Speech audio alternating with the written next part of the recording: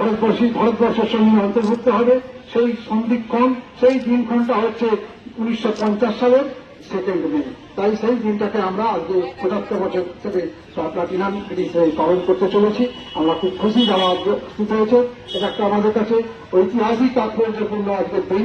আমি সকলকে যারা আজকে সমবেত হয়েছেন প্রত্যেককে আমি শহরবাসীর পক্ষ থেকে, নাগরিকদের পক্ষ থেকে আমি আন্তরিকভাবে প্রীতি শুভেচ্ছা অভিনন্দন জানিয়ে আজকের এই প্রভাতপুরী অনুষ্ঠান আমি শুভ সূচনা ঘোষণা করছি। ধন্যবাদ।